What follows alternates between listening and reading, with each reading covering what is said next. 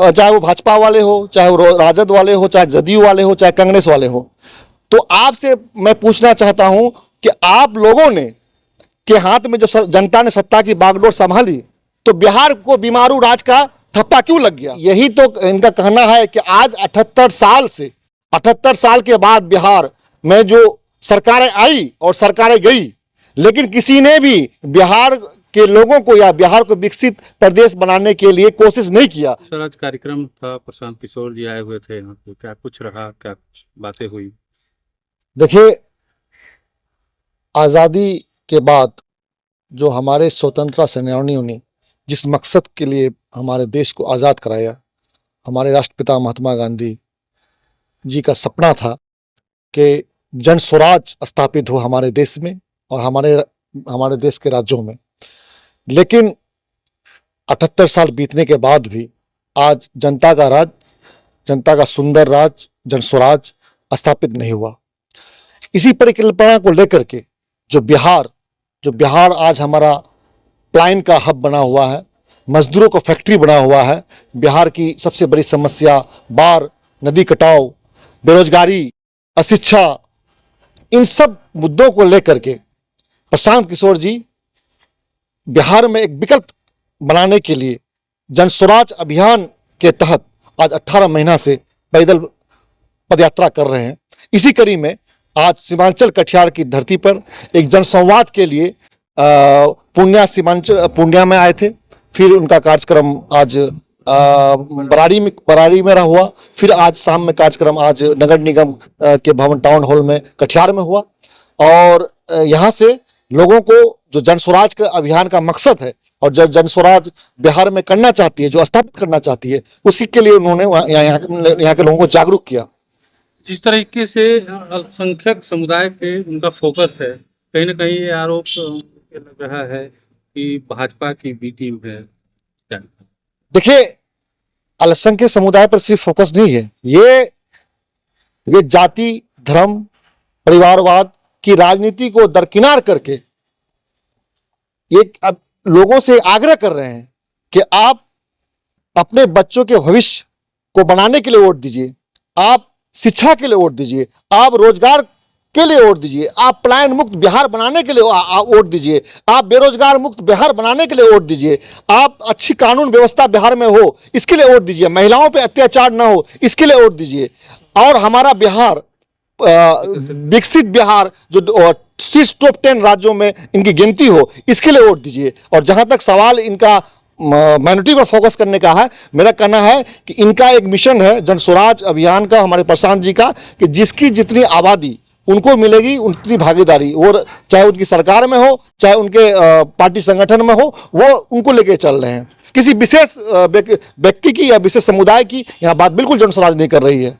जाति और धर्म की बात आप कह रहे हैं कि जनसुराज नहीं करती है। प्रशांत किशोर जी अपने सभी कार्यक्रमों में कहते हैं कि हम जाति और धर्म को लेकर के नहीं चल रहे हैं। बिल्कुल। लेकिन बिहार की राजनीति की धुरी जो है, मुख्य धुरी जो है, वो यहाँ पे जाति और धर्म है।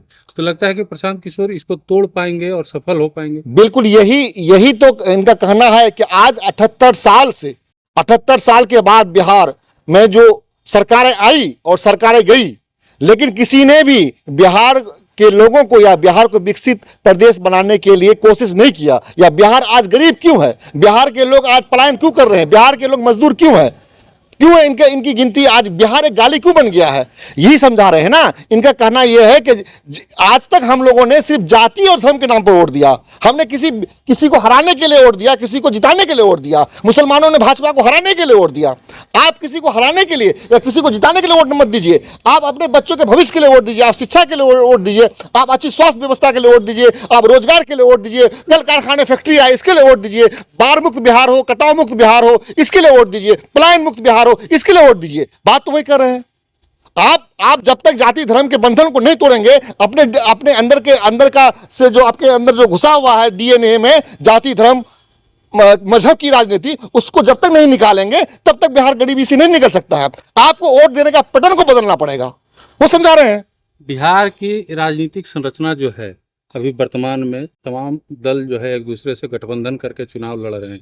कोई भी एक महत्वपूर्ण जो मुख्य दल है यहाँ पे, राजनीतिक दल है, वो 243 सीटों पे चुनाव लड़ने की हिमाकत नहीं कर रहा है। जी राजनीतिक संरचना के अनुरूप ही चुनाव लड़ रहा है गठबंधन करके, और ये 243 सीटों पे चुनाव लड़ने का संकल्प लिए हैं। उम्मीदवार भी उतारेंगे, तैयारी भी कर रहे हैं। जी तो लगता है कि सफल हो पाएंगे। बिल्कुल सफल हो पाएंगे। और मुझे ना उम्मीदी कुफ्र होती है। उम्मीद का दामन कभी भी किसी को नहीं छोड़ना चाहिए। और ये कहा जाता है कि ईमानदारी और सच्चाई से किया हुआ प्रयास कभी भी किसी का खाली नहीं जाता है। और प्रशांत जी ईमानदारी और सच्चाई से प्रयास कर रहे हैं। उनको कोई जरूरत नहीं थी कि इस तरह से 18 महीना से धूप में, बरसात में, गर्मी में, तपिश में इस तरह से घूमने की, गांव गांव में घूमने की। आज गांधी जी के बाद, आज जेपी के बाद, आज लोहिया के बाद ये एक पहला व्यक्ति है कि ये इस तरह से प्रयास कर रहे हैं बिहार को विकसित बनाने के लिए, एक खुशहाल बिहार बनाने के लिए, बिहार से पलायन को हटाने के लिए, एक बिहार को टॉप 10 राज्यों में लाने के लिए। तो इसकी जो कोशिश है कि हम ये अच्छा विकसित बिहार को बनाएं, तो इसके लिए ये इनका कहना है कि मैं किसी से भी गठबंधन नहीं करूंगा, मैं 243 सीटों पर लड़ूंगा। और इसका हमारे लोगों के वोट का पैटर्न होगा शिक्षा के लिए और स्वास्थ्य के लिए, रोजगार के लिए वोट देने का पैटर्न होगा। जाति धर्म का कोई बात नहीं होगा। एनडीए के जनता का एक और सवाल है कि हम प्रशांत किशोर पर क्यों विश्वास करें? क्या प्रशांत किशोर ने हमें आज तक एक आधार कार्ड बनवाने में भी हमारी मदद की है? कोई भी उठ के आएगा और बोलेगा कि हम आपका बहुत बड़ा भला करेंगे और हम मान लेंगे। क्यों माने हम प्रशांत किशोर? जो दल के लोग या नेता ये सवाल कर रहे हैं, मैं उनसे पूछना चाहता हूं कि आज आपने जो राज किया, आप चाहे वो भाजपा वाले हो, चाहे वो राजद वाले हो, चाहे जदयू वाले हो, चाहे कांग्रेस वाले हो, तो आपसे मैं पूछना चाहता हूं कि आप लोगों ने के हाथ में जब जनता ने सत्ता की बागडोर संभाली, तो बिहार को बीमारू राज का ठप्पा क्यों लग गया? आखिर ये प्रयास होना चाहिए कि नहीं होना चाहिए? कोई अगर बिहार हमारा बीमार है तो उसका इलाज होना चाहिए कि नहीं होना चाहिए? इसका इलाज का क्या, इसका जड़ क्या है? क्यों बीमार है? क्या डायग्नोसिस है? इसका जड़ क्या है? जड़ यही है कि जातिवाद और धर्म की राजनीति चल रही है। इसको खत्म करने के लिए प्रयास चल रहा है। एक बेहतर बिहार बनाने का प्रयास चल रहा है। आप जब आपने कुछ नहीं किया है बिहार के लिए, आपने जब बीमारू राज बना दिया बिहार को, तो फिर कोई आदमी अगर प्रयास कर रहा है तो उसमें क्या बुराई है? प्रयास कर रहा हो जनता, लोकतंत्र है या प्रजातंत्र है, मैं किस सबको अधिकार है अपना। और हर सदी में हर 25 साल में एक सदी होता है, हर सदी में राजनीति का पैटर्न मैडम बदल जाता है। तो अब ये 21वीं सदी चल रही है, लोगों का ये पैटर्न बदलेगा, जातिवाद का पैटर्न बदलेगा। सवाल होगा कि केंद्र में सत्ता होने के बावजूद भी बिहार को रोजगार नहीं मिल पाया और फैक्ट्रियां नहीं मिल पाई, और नहीं होने के बावजूद भी नहीं मिल पाया। 18 सालों से केंद्र लगातार बिहार में भी है और केंद्र में भी है, नहीं मिल पाई। तो जब केंद्र देने में असक्षम है तो प्रशांत किशोर भी आएंगे, तब भी स्थिति तो केंद्र की ओर से वही रहेगी। तो प्रशांत किशोर कहाँ से फैक्ट्रियां और कंपनियों को बिहार में लाएंगे और कैसे बिहार का विकास करेंगे? देखिए, आज हमारे प्रशांत जी ने टाउन हॉल में लोगों को संबोधित करते हुए 3 बातें कही कि गरीबी से निकलने का रास्ता, जो भी देश विकसित हुआ है, पूरे वर्ल्ड की बात किया उन्होंने, जापान है, जर्मनी है, अमेरिका है, वो सिर्फ 3 चीजों पे काम किए। सबसे पहला अच्छी शिक्षा और खेती और रोजगार। अगर ये 3 चीज पूंजी, अगर लोगों को अच्छी शिक्षा दे दिया जाए और लोगों को रोजगार के लिए पूंजी दे दिया जाए और लोगों को खेती के लिए जमीन मुहैया करा दिया जाए, तो हम लोग विकसित हो जाएंगे, एकदम विकसित हो जाएंगे। आज उन्होंने एक बात बताया कि बिहार में जो बैंकों में जो बिहार के लोग जमा करते हैं पूंजी, लाखों करोड़ों में जो अपना जमा पैसा सारे लोग रखते हैं, जो आरबीआई का रूल है उसके हिसाब से 70% उनको लोन मिलना चाहिए, लेकिन बिहार में 30% भी बिहार के लोगों को लोन नहीं मिलता है। ये पैसा कहाँ जाता है? गुजरात, हरियाणा, पंजाब, विकसित राज्यों में चले जाता है, लेकिन बिहार का ही पैसा बिहार में नहीं आता है। तो इनका कहना है कि मेरी सरकार अगर बनेगी तो मैं इन पैसों को बिहार के लोगों के खर्च करूंगा, यहाँ के लोगों को लोन दूंगा, उससे यहाँ के लोगों को पूंजी मिलेगी, उससे हमारा यहाँ के लोग खुशहाल होंगे, रोजगार करेंगे। ये तो बता रहे हैं। प्रशांत किशोर ने एक इंटरव्यू में कहा था कि मुख्यमंत्री हम नहीं बनेंगे, जनसुराज पार्टी जो तय करेगी, नेता जिसको चुनेगी, मुख्यमंत्री वो बनेगा। तो एनडीए की ओर से नीतीश कुमार चेहरा है, इंडिया की ओर से तेजस्वी यादव चेहरा है, जनसुराज में कौन चेहरा होगा? देखिए, जनता ही चेहरा होगी।